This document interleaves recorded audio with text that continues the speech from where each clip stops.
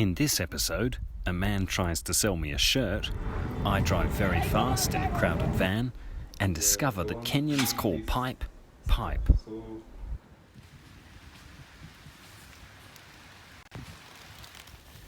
This is day one.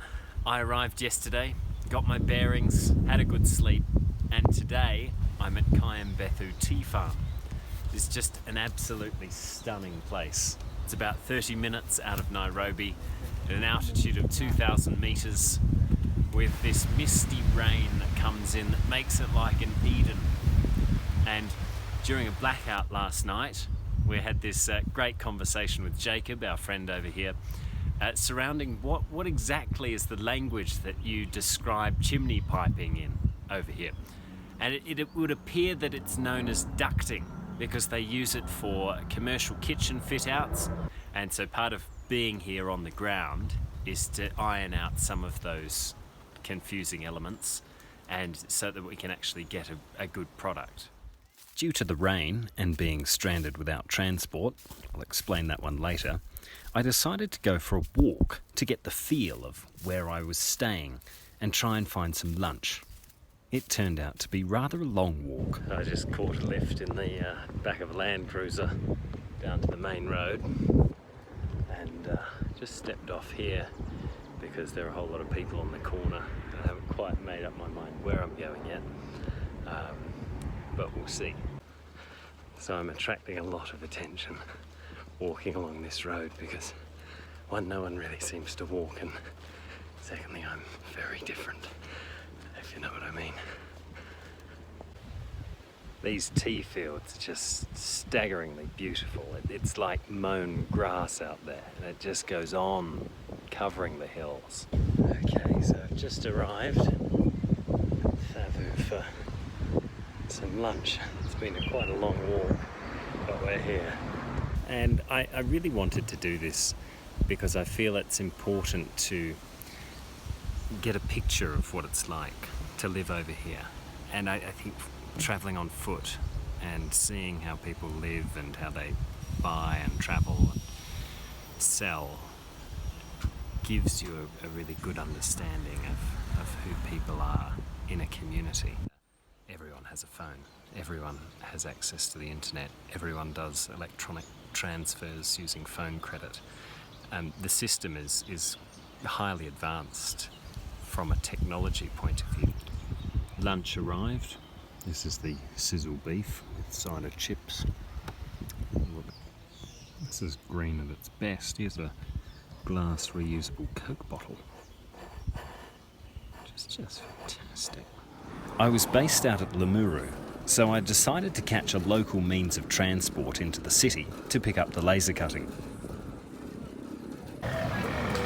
Just here where the hotels arrive and come in. I'm taking this one to Nairobi.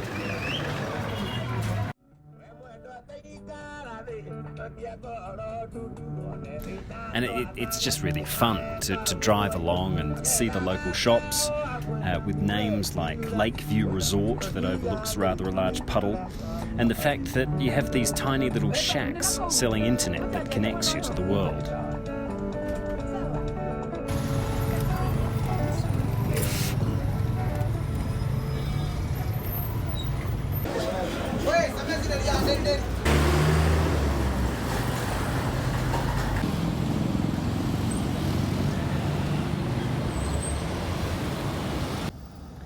Now, if you know me, I love a good industrial area and was keen to walk through this area to see if I could find some pipe as well.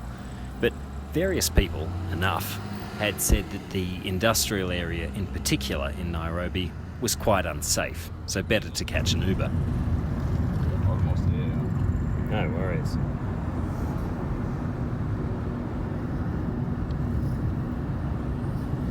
I arrived at Ken's Metal Industries. Never met Ken, but I met Eric, who I've been emailing, and another chap whose name seemed to get swallowed up by a metal press punching a sheet of metal behind us. Here I waited for my Uber driver, who, on picking me up, said that he'd managed to convince the police that his 5,000 shilling fine could be fixed up if he slipped a quick 500 under the counter. Apparently it worked a treat and meant that I was now being driven around by a driver with an actual licence.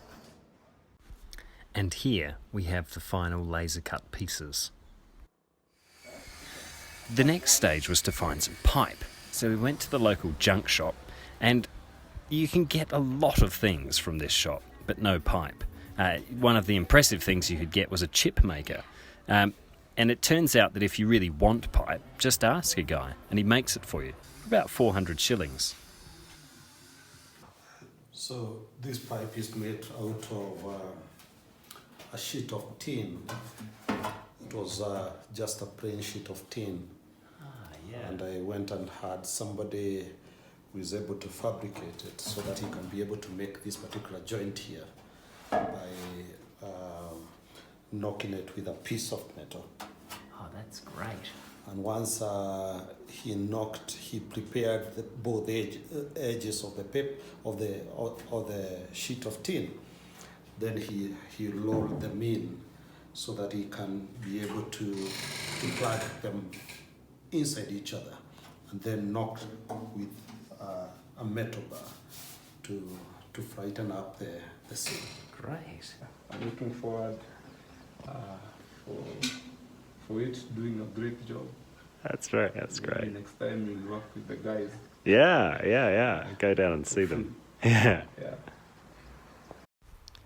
In the first week, we've managed to pick up the laser cutting, source some pipe, and organise our trip down to Maasai land, and we'll cover that in the next episode.